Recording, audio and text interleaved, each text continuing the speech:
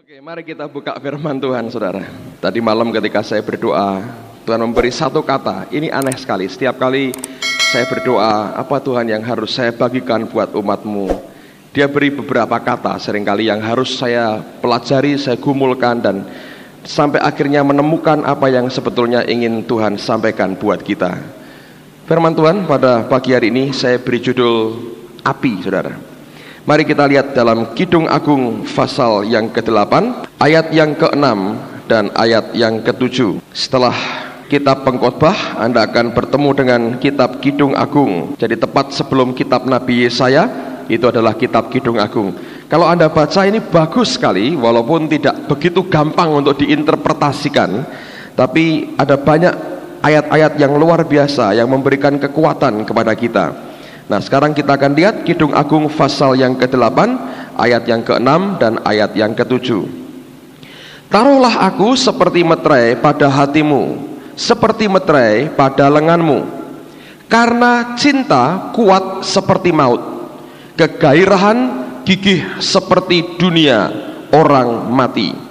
Nyalanya adalah nyala api, seperti nyala api Tuhan.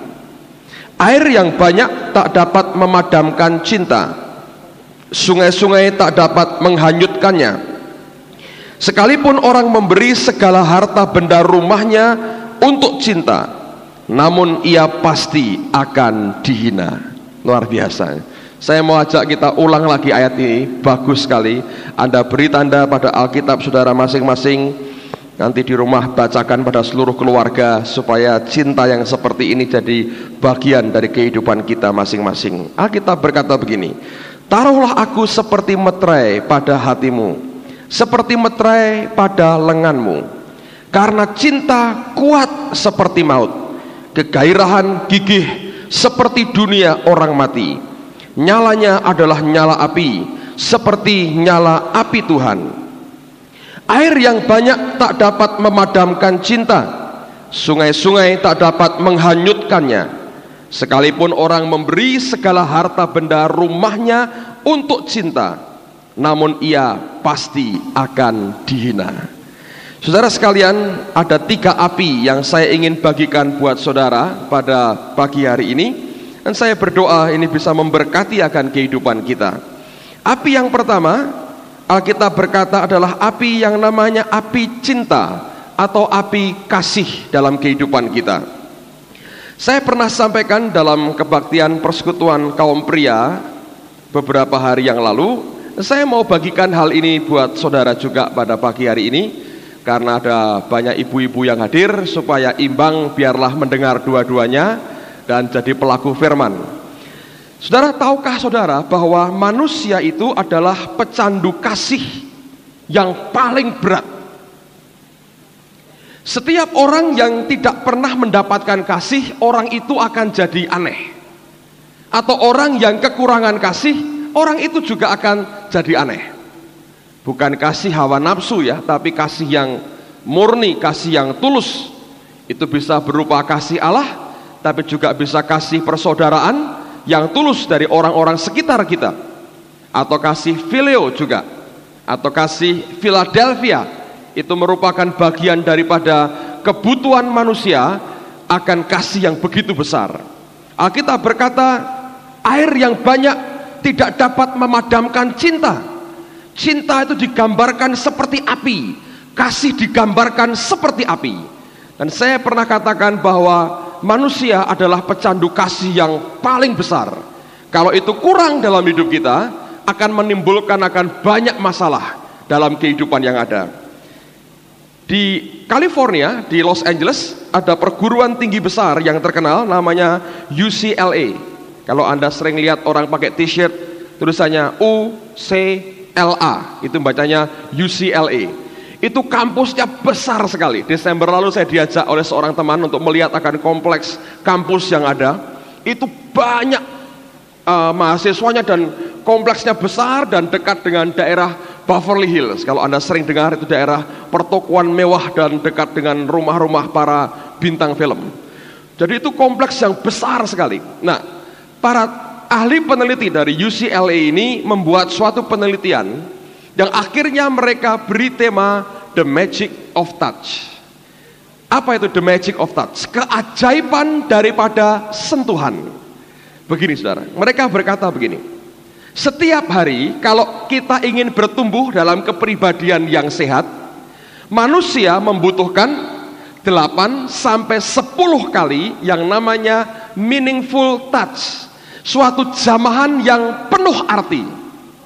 Ya, bukan berarti lalu kalau kita nanti pulang ke rumah ngomong sama suami atau istri kita atau adik kita atau papa kita, Papa sudah terima belum meaningful touch 8 kali hari ini? Oh belum, saya kasih ya. Tuh 2, 3, 4, 5, 6, 7, 8. Nah sudah Pak, sehat katanya. Bukan begitu, itu tanpa arti saudara. Itu malah sedikit ngeplai menurut saya. Bukan penuh arti, tidak saudara. Yang diteliti adalah bahwa setiap manusia untuk menimbulkan atau menghasilkan akan kepribadian yang sehat, yang utuh, dibutuhkan 8 sampai 10 kali sentuhan yang penuh arti, sentuhan yang lahir dari kasih, sentuhan yang lahir dari cinta, merupakan ekspresi dari kasih kita, baik kepada istri, kepada suami, kepada anak, kepada saudara, kepada orang tua. Semua kita butuh 8 sampai 10 kali. Nah pagi ini sudah dapat 8 atau belum saudara? Kalau belum, kalau sudah punya suami atau istri, beritahu, aku durung loh, si Jino durung loh, katanya gitu ya. Beritahu bahwa kita perlu 8 sampai 10 kali. Itu menurut penelitian dari tim UCLA. Nah, ada seorang dokter yang bernama Helen Carlton. Dia menuliskan sebuah buku dengan judul The Gift of Touch, karunia atau pemberian atau anugerah dari suatu jamahan, meaningful touch tadi. Dia berkata begini, dari hasil penelitiannya dia berkata, setiap orang setiap kali menerima meaningful touch, entah ditepuk bahunya, dirangkul sedikit gitu ya, atau dijabat tangannya dengan hangat sambil ditepuk-tepuk lengannya, atau apapun, kalau suami istri dirangkul, disayang gitu ya saudara. The gift of touch itu punya pengertian yang punya maksud, punya arti yang besar sekali. Apa itu? Setiap kali orang mendapatkan sentuhan-sentuhan karena ekspresi kasih, dan itu orang timur kita ini sukar sekali. Ya sudah kawin aja kalau jalan kayak orang baris saudaraku. Iya rentengan, tidak pernah gandengan tuh nggak pernah. Lebih baik sepur-sepuran gitu. Aneh sekali. Saya perhatikan aneh sekali. Anda perhatikan ya, semua kepala negara di timur Asia atau Afrika, kalau turun dari tangga pesawat, bapaknya dulu, istrinya ngintil di belakang. Tapi kalau presiden Amerika kalau turun gandengan saudara. Beda ya saudara ya. Nah ini orang timur perlu belajar. Menurut Helen Carlton dalam The Gift of Touch, dia berkata begini, setiap kali orang mendapatkan sentuhan kasih seperti itu, maka dalam tubuhnya yang namanya hemoglobin itu akan meningkat jumlahnya. Nah hemoglobin adalah bagian dari darah yang fungsinya diantaranya membawa akan oksigen. Itu hal yang vital sekali, sampai ke otak, sampai ke jantung kita. Nah, meningkatnya hemoglobin itu ternyata membuat tubuh manusia menjadi lebih sehat. Yang sehat akan punya daya tahan yang lebih baik lagi, karena hemoglobinnya meningkat dengan baik. Sedang yang sakit ketika terima meaningful touch tadi, jamahan yang penuh dengan arti tadi, penuh dengan kasih, akan mempercepat proses kesembuhannya. Jadi kalau saudara itu punya suami atau punya istri atau punya adik atau punya kakak atau punya sahabat, saudara itu sepertinya kita diberi kesempatan untuk saling menyehatkan dan saling menyembuhkan. Ini secara medisnya diteliti begitu. Dan dia berkata bahwa tangan kita ini punya kuasa, kemampuan menyembuhkan yang luar biasa. Dengan cara apa? Meaningful touch. Kalau Anda nempeleng istri, ini meaningful touch, ya betul. Tapi itu arti kebencian saudara, itu malah menyakitkan, bukan menyembuhkan. Tapi kalau betul keluar dari dasar hati yang paling dalam, kita mengasihi, kita sentuh dia, itu luar biasa. Jadi teman-teman yang tugas dari ushers, saya beritahu, orang bisa sembuh sebelum duduk di bangku gereja karena jamahan tangan saudara. Amin. Siapa mau jadi arsis sekarang saudara? Penyembuhan, menyembuhkan. Haleluya. Pegang dulu. Itu memberikan tiba-tiba hemoglobinnya akan meningkat ketika duduk. Loh, aku sudah sembuh. Lah, luar biasa. Dari mana saudara? Diteliti oleh Helen Carlton, ada yang namanya the gift of touch. Yang mau kawin senang dengar begini. Yang sudah kawin merefleksi, mengingat-ingat, aku ora pernah kayak gini ya. Nah, mulai dipraktekkan dalam kehidupan kita. Tapi apakah betul dasar firman Tuhan mengajar seperti itu? Nah, mari buka bersama dengan saya dalam Injil Markus pasal yang ke-10. Markus pasal yang ke-10 ayat yang ke-13. Markus 10 ayat yang ke-13. Alkitab berkata demikian. Lalu orang membawa anak-anak kecil kepada Yesus supaya ia menjamah mereka. Akan tetapi murid-muridnya memarahi orang-orang itu. Aneh. Anak-anak ini dibawa bukan karena sakit, sekedar mereka ingin Yesus menjamah, touch anak-anak ini. Kenapa saudara? Nah dengar, kata menjamah, kata touch dari kata Yunani haptomai. Dan kata haptomai itu adalah refleksi dari kata hapto. Nah, kata hapto itu sendiri artinya to set on fire, memberikan akan api, memberikan peluang atau membuat supaya api itu menyala. Luar biasa. Kata touch itu dari kata haptomai, yang dari kata hapto. Dan kata hapto itu artinya to set on fire, memberikan api. Luar biasa. Api apa? Api kasih, api cinta yang tidak mungkin dipadamkan oleh air. Sungai yang banyak, air yang banyak tidak memadamkan cinta. Sungai-sungai tidak bisa memadamkannya atau menghanyutkannya. Luar biasa.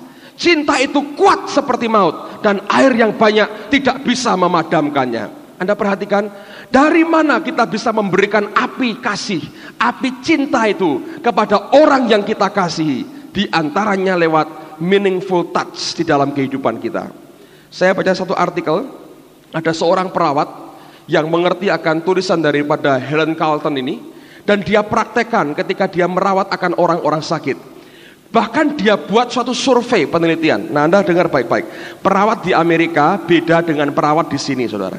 Perawat di Amerika itu sudah mirip dokter memang. Kenapa? Kalau misalnya begini, karena saudaranya Bu Yuni jadi perawat ya.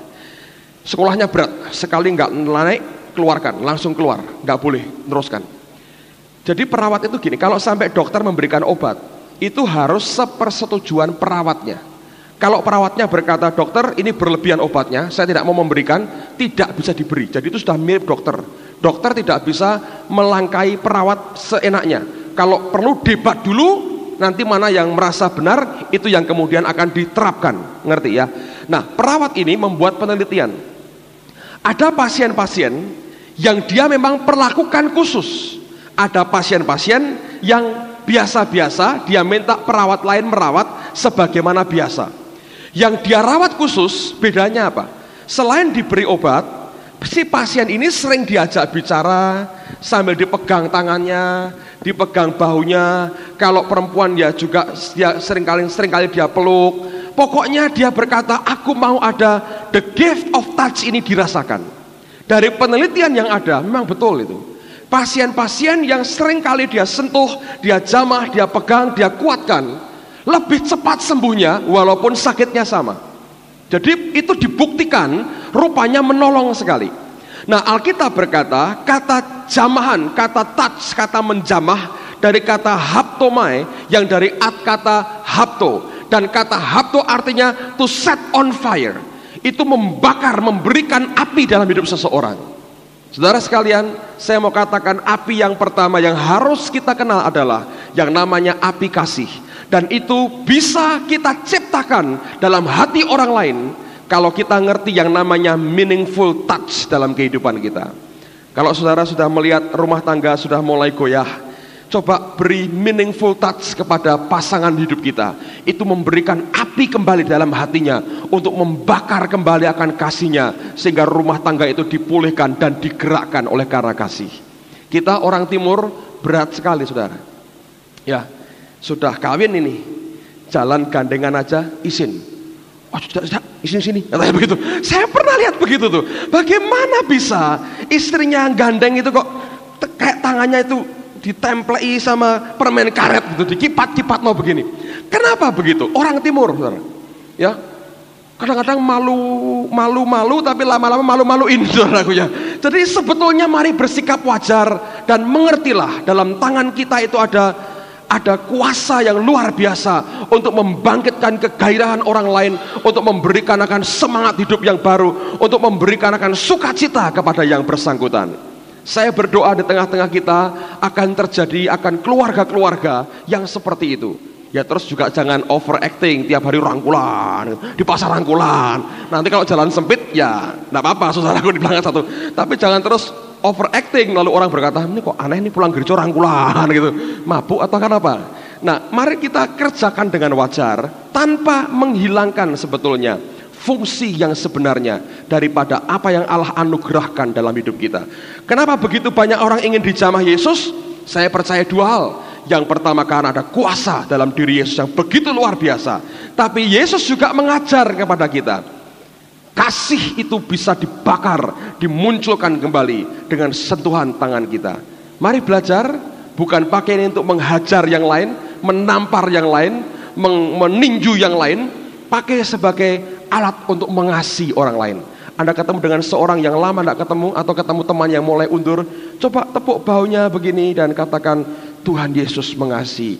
Itu berarti banyak dalam hidupmu, saudara. Cuma ya terus jangan nempel saya nanya, ini orang kok gerayangan, nah tidak bagus juga. Tapi dengan wajar engkau katakan Yesus mengasihi, itu memberikan makna yang begitu dalam kehidupan kita. Amin, saudaraku. Mau dipraktekkan? Coba yang laki sama laki, tepuk baunya. Nah gitu, saudara. Suami istri coba bilang I love you. Nah gitu. Kok ditinju? Kasihan dong. Tapi saya berkata itu luar biasa loh, saudara. Coba setiap hari dalam hidup kita. Kalau belum sampai 8 kali atau 10 kali, tagih sebelum tidur. Kayak ping pitu loh, kurang sekali katanya gitu. Minta, saudara, supaya apa? Supaya ada kekuatan baru. Karena apa? Karena kasih di tengah-tengah kita. Amin, saudaraku. Jadi api yang pertama yang harus dikobarkan dalam hidup kita adalah api kasih. Dan itu bisa dimulai dengan cara yang paling simple, lewat sentuhan hidup kita. Nah, kembali ke Kidung Agung pasal yang ke-8. Ada api yang lain rupanya selain api kasih tadi. Pasal ke-8 ayat yang ke-6 saya akan bacakan buat saudara. Ada api yang lain selain api kasih tadi. Taruhlah aku seperti meterai pada hatimu, seperti meterai pada lenganmu, karena cinta kuat seperti maut. Kemudian dikatakan kegairahan gigih seperti dunia orang mati. Nyalanya adalah nyala api, seperti nyala api Tuhan. Dalam bahasa Inggrisnya bukan dikatakan kegairahan, tapi dikatakan jealousy as cruel as the grave. Cemburu, iri hati itu kejam, sekejam akan kuburan, grave. Dalam bahasa aslinya Sheol. Sheol adalah dunia tempat orang mati dikumpulkan. Dan kata Sheol dari kata Saal. Kata Saal itu artinya menuntut atau rakus atau kelaparan.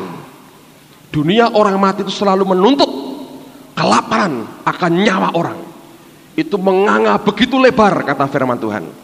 Dan Alkitab berkata, api yang kedua, Alkitab berkata nyalanya adalah seperti nyala api Tuhan yang terus terbakar tidak pernah habis. Apa itu? Jealousy, iri hati, kecemburuan. Saya sering berkata begini, hidup manusia digerakkan oleh dua kekuatan besar dan kita harus pilih. Kekuatan pertama namanya kasih, kekuatan kedua namanya kebencian dan iri hati. Dua-duanya mampu membuat seseorang berkarya luar biasa. Memang akhirnya akan ketahuan buah daripada pekerjaannya. Tapi kesanggupan untuk orang berkarya begitu besar terjadi lewat dua hal ini. Nah, Alkitab berkata api yang kedua adalah api yang namanya api iri hati atau api cemburu yang begitu kuat membakar kehidupan seseorang seperti api yang menyala dalam kehidupannya. Coba buka Efesus pasal yang ke-6.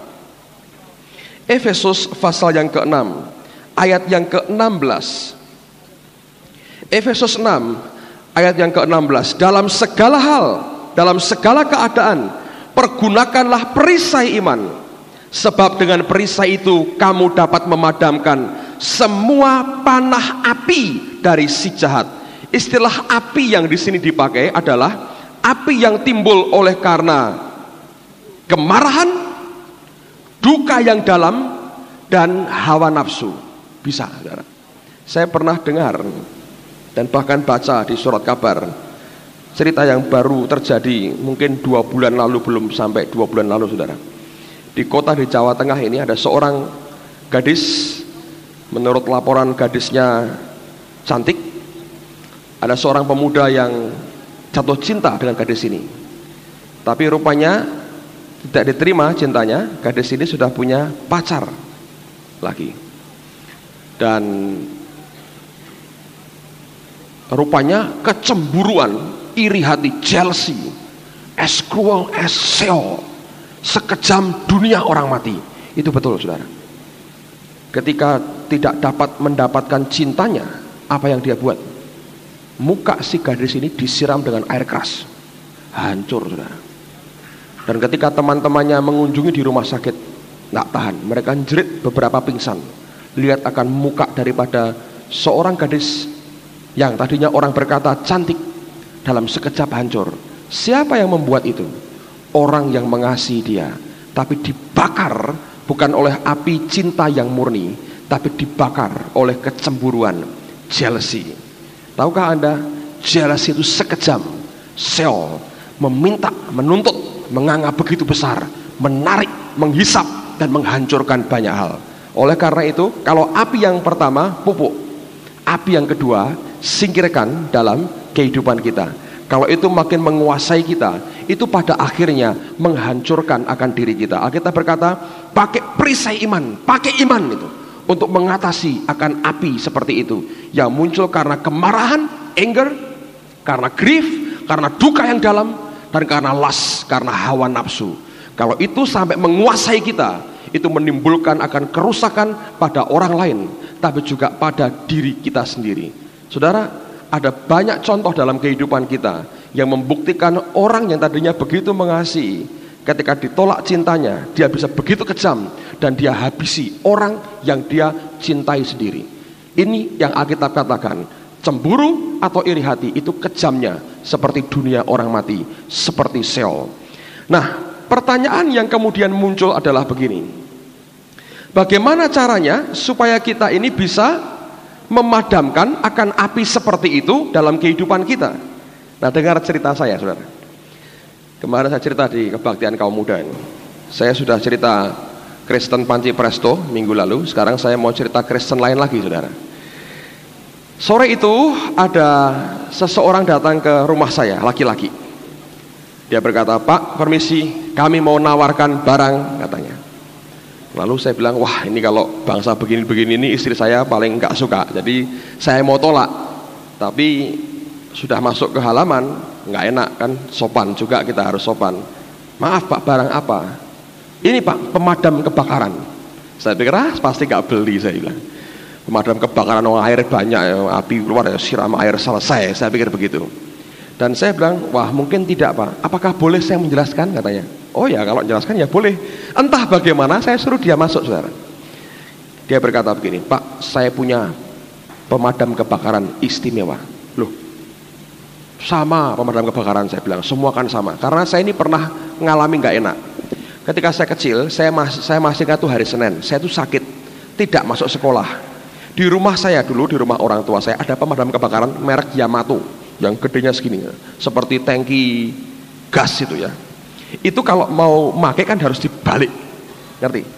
Saya ini masih kecil, iseng, saya balik, nyemprot ke muka saya. Jadi ini penuh dengan busa daripada Yamato, sudah. Jadi saya pernah mencicipi Yamato itu rasanya kayak apa, sudah. Nyemprot ke tubuh saya total itu, putih semua. Orang tua saya teriak-teriak. Saya bilang, Yamato, saya pernah mencicipi Yamato. Nah, saya pikir Yamato, apalagi kecil, untuk apa? Air banyak. Walaupun air tidak bisa memadamkan cinta, tapi air bisa memadamkan api kebakaran, saudara. Terus dia berkata begini, "Pak, tapi ini alat pemadam kebakaran istimewa. Mari saya demonstrasikan." Dia ambil bensin, dia siram, dia keluar, dia Saya bilang, jangan dekat mobil saya, jauh-jauh dikit nanti terbakar mobil saya. Terus dia siram di jalan, di tengah jalan dia siram bensinnya, dia nyalakan pakai korek, boom, dia semprot, sekali hilang. Saya pikir biasa, nggak beli. Saya bilang gitu, dalam hati saya bilang nggak beli. Luar biasa Pak, lihat ini cepat sekali begini, coba lagi, sampai 3 kali, siram lagi, lebih banyak, kasih api lagi, dia semprot, mati. Dalam hati kagum juga. Saya hanya pikir, karena kamu sudah latihan nyemprot-nyemprot jadi gampang, yang orang lain belum tentu. Saya bilang gitu, nggak beli. 3 kali coba, tetap tidak ada gerakan apa-apa, saudara. Terus dia masuk, dia bilang, Pak, ini nggak seperti Yamato. Yamato itu berbusa begini-begini, ini nggak ada baunya, nggak ada busanya. Saya bilang, tapi ya kotor juga. Saya bilang gitu, tapi dalam hati saya bilang, tidak beli. Saya senyum-senyum tanpa ada pikiran apa-apa. Tiba-tiba dia begini. Dan ini punya keistimewaan, Pak. Bahannya dari bahan kimia yang namanya halon. Halon, saya bilang, wah ini belum pernah dengar yang halon ini. Kalau sudah ada kata asing itu menarik sekali. Terus dia semprot tangannya. Tangan nggak kobong, disemprot, saudaraku. Disemprot, basah. Terus saya bilang, lihat Pak. Dia pakai korek, dia bakar tangannya. Langsung saya bilang, wah kuasa gelap tak tengking dalam nama Yesus kamu. Kalau gitu, dibakar tangannya, nggak terbakar. Saya bilang, tangan kebal api ya sudah sering lihat di India banyak. Saya pikir begitu, nggak tertarik. Yang ketiga, yang berikutnya, dia semprot bajunya sendiri. Juga disemprot, saudara, dibakar, korek, tidak terbakar. Nah itu saya tertarik, saudaraku. Ini kok aneh ini kok aneh. Saya pikir ini orang ini mau demonstrasi bakar diri, tapi kok di rumah saya disemprot bajunya, dibakar, tidak terbakar. Saya bilang, tunggu. Jelaskan kepada saya nalar ilmiahnya gimana, kok sampai baju nggak kebakar. Terus dia cerita, dan ini yang membuat akhirnya beli, saudara, ngerti nggak? Saya beli akhirnya.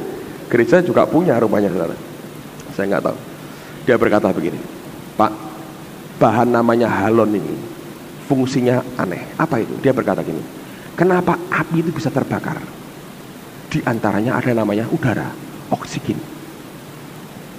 Kalau kita memadamkan api, oksigen di sekitarnya harus hilang. Api itu mati sendiri.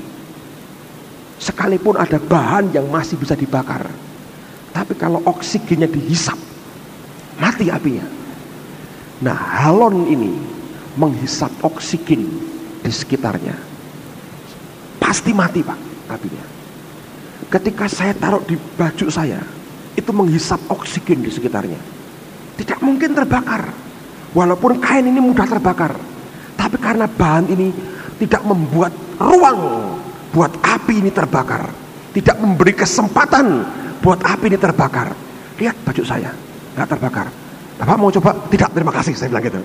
Saya cukup percaya dengan apa yang kamu katakan. Beli, saudara saya akhirnya. Dari tidak beli, jadi beli. Kenapa? Saya kagum ada bahan seperti itu. Nah, dengar. Api cinta jangan dipadamkan, kobarkan dengan the magic of touch, saudara. Ngerti? Tapi kalau itu api jealousy, api iri yang membakar kehidupan kita. Dulu saya tinggal di kampung yang biasa. Si A beli TV hitam putih, si B gak terima, beli juga hitam putih, lebih besar insinya. Si C beli berwarna, lebih kecil. Cilik tapi kan kelir, katanya gitu. Saingan. Situ beli mebel baru, sini juga beli mebel baru. Gak kuat utang, gitu. Nah, gak kuat lagi pinjam mertua. Hanya untuk saingan aja. Hidup terus digilir oleh persaingan. Saya pernah ngalami karena tinggal di kampung begitu. Loh, ini beli ini. Orang terima beli ini. Satu kali, saudaraku, yang lain beli TV, beli apa, papi saya beli mobil. Wah, angel nyaingi katanya gitu. Nah, saya bilang susah. Jadi itu yang terjadi dalam itu persaingan, dibakar oleh karena apa? Oleh karena cemburu, oleh karena iri hati. Itu harus dipadamkan. Caranya apa? Oksigen dalam hidupmu, atmosfer sekitarmu harus diberi halon supaya bisa menghisap habis semua kemungkinan api itu terbakar. Nah, tahukah Anda ada oksigen yang setiap kali kita bawa yang itu membuat api itu bertambah besar? Apa itu? Buka Yakobus, saudara. Ayo baca Yakobus pasal yang ketiga. Yakobus 3 mulai ayat yang pertama. Ini jelas sekali. Kalau itu bisa kita singkirkan dari hidup kita.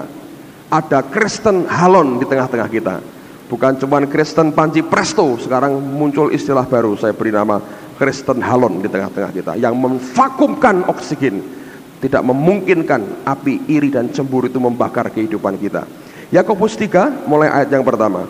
Saudara-saudaraku, janganlah banyak orang di antara kamu mau menjadi guru, sebab kita tahu bahwa sebagai guru kita akan dihakimi menurut ukuran yang lebih berat. Sebab kita semua bersalah dalam banyak hal. Barang siapa tidak bersalah dalam perkataannya, ia adalah orang sempurna yang dapat juga mengendalikan seluruh tubuhnya. Kita mengenakan kekang pada mulut kuda, sehingga ia menuruti kehendak kita dengan jalan demikian kita dapat juga mengendalikan seluruh tubuhnya. Dan lihat saja kapal-kapal, walaupun amat besar dan digerakkan oleh angin keras, namun dapat dikendalikan oleh kemudi yang amat kecil menurut kehendak jurumudi. Demikian juga lidah, walaupun suatu anggota kecil dari tubuh, namun dapat memegahkan perkara-perkara yang besar. Lihatlah, betapapun kecilnya api, ia dapat membakar hutan yang besar. Lidah pun adalah api.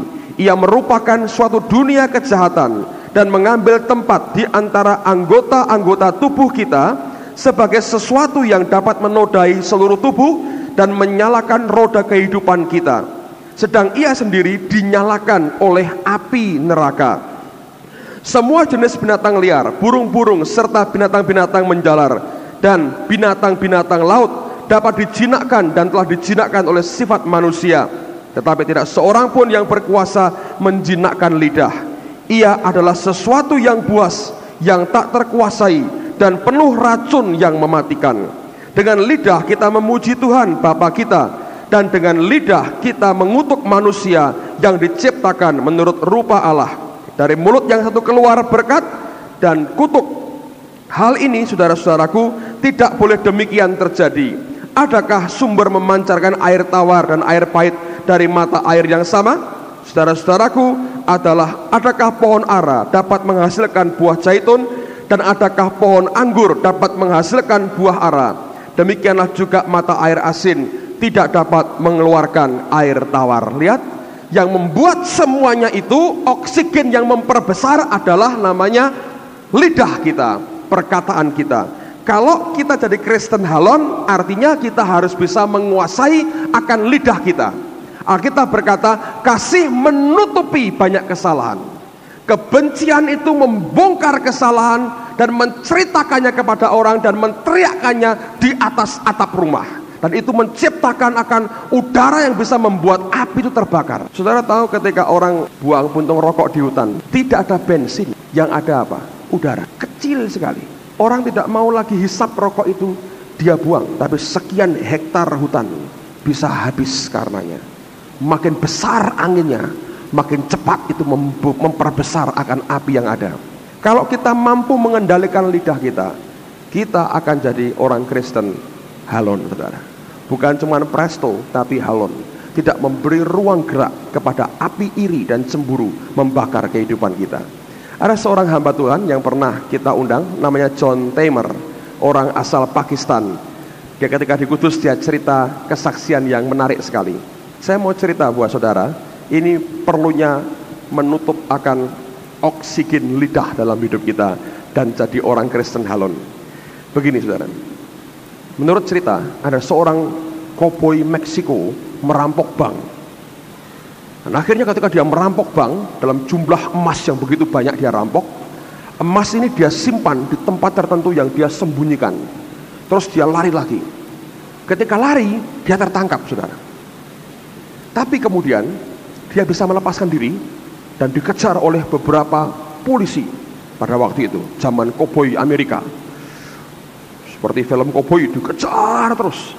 Sampai satu kali pengejarnya begitu cerdik, begitu ulet dan telaten, akhirnya koboi Meksiko ini ketahuan sedang minum di bar. Nah, orang Meksiko ini tidak bisa bahasa Inggris. Polisi-polisi ini tidak bisa bahasa Spanish, tidak bisa bahasa orang Meksiko. Jadi kalau ngomong mereka tidak ngerti ngomongnya bagaimana, bentrok terus, gak pernah bisa, saudara. Nah, waktu sampai ketahuan di bar, akhirnya polisi yang nangkap ini cuma seorang, sabut pistolnya, dan dia berkata begini, siapa yang bisa bahasa Spanish, yang bisa menerjemahkan saya? Lalu muncul seorang koboi yang juga ternyata bisa bahasa Inggris dan bisa bahasa Spanish. Dia berkata, Pak polisi, saya bisa menerjemahkan Bapak. Terus dia todongkan pistolnya. Lalu kemudian polisi ini berkata, beritahu dia, kalau dia mau menceritakan di mana tempat persembunyian emas itu, aku bebaskan dia. Gitu. Pikir polisi ini kalau sudah ketangkap emasnya, saya ambil sendiri, saya mau pek sendiri gitu. Lalu koboi ini nerjemahkannya persis sama. Polisi bilang, kalau kamu mau menceritakan di mana emas kamu sembunyikan, kamu dibebaskan. Nah, ini orang sudah kepepet, saudara. Mati dia, ditembak atau dipenjara lagi. Terus dia cerita, oh gitu ya, betul, ngomong gitu. Iya ngomong, tapi ngomongnya bahasa Spanish sebenarnya. Cerita, oh aku simpan di gunung ini, ada gua, gini, dia cerita semua. Si penterjemah ini dengar gitu, oh di situ ya, pasti. Kalau keliru tembak mati.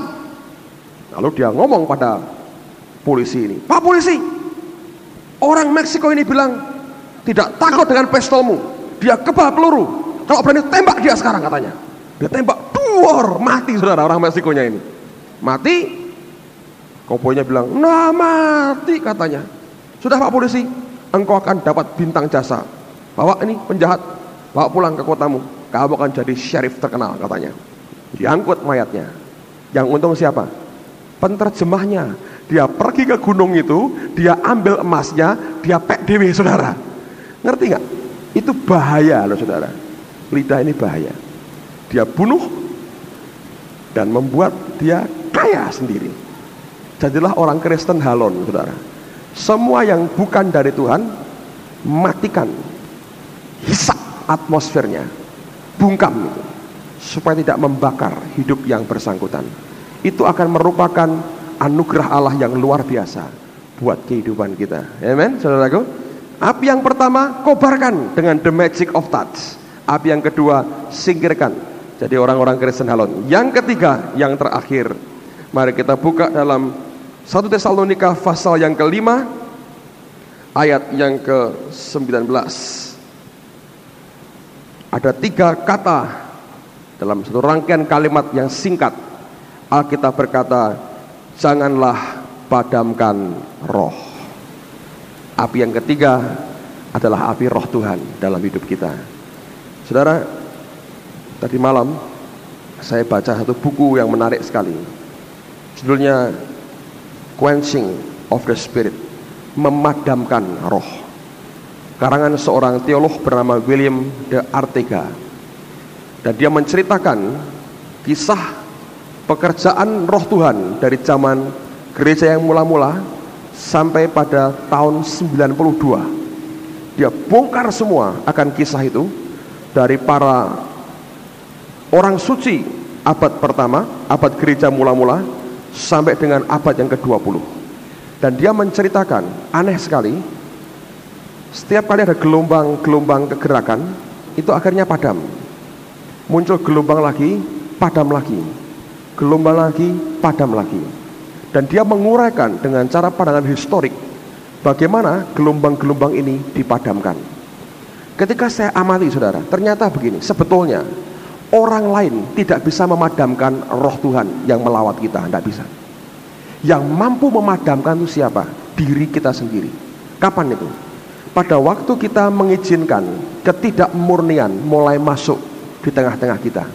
Pada waktu kita mengizinkan penyesatan itu masuk, lalu kemudian kita tidak memiliki dasar firman yang kuat, dan itu rupanya yang mampu memadamkan roh Tuhan sendiri.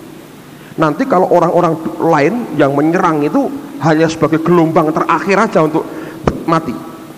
Tapi yang membuat surut api itu adalah kalau kita mendukakan Roh Kudus dalam kehidupan kita. Roh Kudus tidak pernah bisa dimatikan pekerjaannya kalau orang dunia, orang luar menghantam kita habis. Tapi kalau kita mulai mendukakan dia, saya mau katakan buat saudara, itu yang memadamkan roh. Daud ketika dia berdosa dengan Batsheba, dia berteriak apa? Jangan ambil rohmu yang kudus daripadaku. Ketakutan ditinggal Tuhan. Kenapa? Dia tahu dirinya bisa memadamkan roh dalam hidupnya. Yang bisa memadamkan pekerjaan roh dalam diri kita siapa? Ya kita sendiri. Kapan itu? Pada waktu kita menyakiti hatinya. Oleh karenanya saudara, engkau boleh berdoa seperti apa, tapi kalau hidup kita, cara berpikir kita, perkataan kita, tindak tanduk kita itu mendukakan, membuat grief, mendukakan Roh Kudus, itu akan membuat dia undur dari hidup kita dan akhirnya membuat padam roh dalam diri kita. Ngerti saudara? Sampai kemudian saya masih ingat pengalaman ketika di Salabintana 2 tahun yang lalu. Itu paling dahsyat yang saya pertama-tama alami, sebelum yang terjadi terakhir ini, tapi ketika itu baru mulai belajar tentang Roh Kudus. Saya mengisi session yang terakhir sebelum penutup. Kita rombongan satu bis berangkat sama-sama. Dan luar biasa, malam itu sebelum hari terakhir, saya dengan beberapa teman, dengan istri saya, dengan Bu Yuni, dengan siapa lagi saya lupa, kami berdoa. Waktu kami sembahyang di kamar, menyiapkan untuk kebaktian besok, kami semua mengerti ada seseorang yang berdiri di depan, tapi nggak berani buka mata. Dan roh saya berkata itu Tuhan yang melawat sendiri. Dan hari berikutnya, Pak Marso juga ikut ya dengan Ibu ya, Tuhan melawat luar biasa, luar biasa. Saya ajak mereka berdiri dan tiba-tiba seperti gelombang itu yang menjamah mereka. Itu ketika pertama kali saya mengalami hal semacam dalam hidup saya dan pelayanan saya. Selesai itu, saya pulang masuk kamar hotel dengan istri saya, mau ganti pakaian, terus mau ngasih session terakhir. Waktu kami berdoa, tiba-tiba saya bisa nangis begitu keras. Dan saya bisa keluar perkataan seperti Daud, jangan ambil rohmu yang kudus daripadaku. Perasaan ketergantungan dengan dia pada waktu itu begitu kuat dalam diri saya, sampai saya berkata begini, saya lebih baik kehilangan banyak hal yang dunia ini tawarkan daripada kehilangan engkau ya Tuhan. Nah, satu kali Roh Kudus akan tantang kita, bahkan apa yang kita paling ingin dalam hidup kita. Dia berkata, apakah engkau sedia dikorbankan supaya engkau tidak kehilangan aku? Saya mau katakan buat saudara, ada banyak orang lebih takut kehilangan hartanya, lebih takut kehilangan posisinya, lebih takut kehilangan jabatannya, lebih takut kehilangan pekerjaannya, dibandingkan takut kehilangan Roh Kudus dalam hidupnya. Jangan sekali-kali kita berkata, aku akan buat apapun yang aku mau, karena itu bisa mendukakan dia. Ada banyak anak muda di tempat ini, saya berkata, engkau bisa mendukakan dia ketika engkau mulai pacaran dan mau kawin dengan orang yang Tuhan tidak kehendaki. Engkau bisa mendukakan dia ketika engkau pacaran dan mau kawin dengan orang yang di luar Tuhan Yesus. Engkau bisa mendukakan dia. Kalau engkau kenal dia sebagai pribadi, hati-hati menjagakan perasaannya. Karena Alkitab berkata, jangan padamkan roh, artinya itu bisa dipadamkan. Yang memadamkan siapa? Bukan orang lain, diri kita sendiri. Saya bisa memadamkan api Tuhan dalam hidup saya. Dengan cara apa? Saya sakiti hatinya, saya usir dia keluar, dia akan undur. Saya masih bisa berbahasa roh, saya masih bisa khotbah, tapi sesungguhnya saya mendukakan akan hatinya. Seorang hamba Tuhan bernama Charles Spurgeon didatangi seorang gadis, berkata begini, Pak Pendeta Spurgeon, saya mau kawin dengan laki-laki yang bukan anak Tuhan. Dan tujuan saya Pak Spurgeon, saya mau membawa dia datang kepada Yesus. Pendeta ini agak gemuk dan besar, dan dia berkata begini, oh ya, tapi engkau bisa mendukakan Tuhanmu. Tapi izinkan aku jawab pertanyaanmu, katanya. Dia suruh gadis ini naik ke sebuah meja yang agak tinggi. Kamu naik ke sana, katanya. Dia naik. Terus dia berkata, setelah kamu naik, dia ulurkan tangannya, dia berkata, sekarang angkat aku naik. Angkat aku naik, katanya. Coba diangkat, gak kuat, saudara. Terus Pastor berkata begini, ulurkan tanganmu, aku berani bertaruh, sekali aku tarik engkau, kamu akan jatuh ke bawah. Kekuatan dunia untuk menarik lebih besar seringkali daripada kesanggupan kita untuk menarik orang dunia naik ke atas. Jangan korbankan dirimu dengan cara kita mendukakan akan rohnya, karena itu akan membuat api dalam hidup kita mulai padam. Amen, saudaraku. Izinkan api itu terus terbakar. Dengan cara apa? Beri apa yang dia kehendaki. Dia punya perasaan, dia punya kehendak, bahkan halus sekali. Dia mundur pun perlahan-lahan, tanpa kita pernah sadari. Tiba-tiba dia tinggalkan kita, dan dia keluar dari hidup kita. Kita masih bisa berbahasa roh, kita masih bisa melompat, kita bisa menari dengan kemauan kita sendiri. Tapi sesungguhnya kita mendukakan dia, karena dia itu Allah yang punya pribadi, dan dia Allah yang punya selera. Saya berdoa pada pagi hari ini, kobarkan cinta kita, api kita kepada orang-orang di sekitar kita. Gunakan the magic of touch dalam hidup kita. Cara yang simple. Kata touch dari kata hapto yang artinya to set on fire, memberi, mengobarkan api. Yang kedua, singkirkan api cemburu, api iri dari hidup kita. Dengan jari orang Kristen apa? Halon, saudara. Hisap semua oksigen yang membuat api itu bisa terbakar, dan biarlah itu padam dengan sendirinya. Yang ketiga, belajar jangan padamkan api Tuhan dalam kehidupan kita. Dengan cara apa? Jangan kita menyakiti akan hatinya. Kita berdiri bersama-sama, saudara. Haleluya. Haleluya. Haleluya.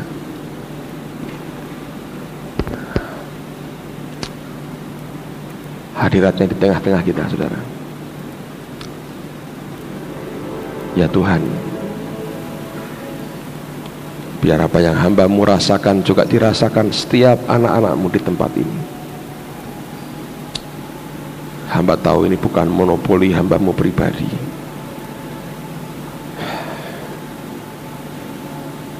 tapi kehangatan, kasih, hadirat yang seperti ini Tuhan, biarlah boleh dirasakan setiap kami, di kamar doa kami, di gereja, dalam hidup sehari-hari. Biar yang dirasakan oleh anak-anak-Mu Tuhan.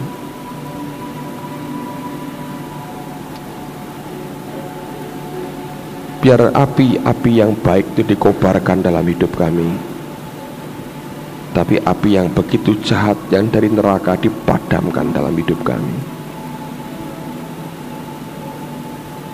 Kuduskan gereja ini, dan kuduskan hidup kami.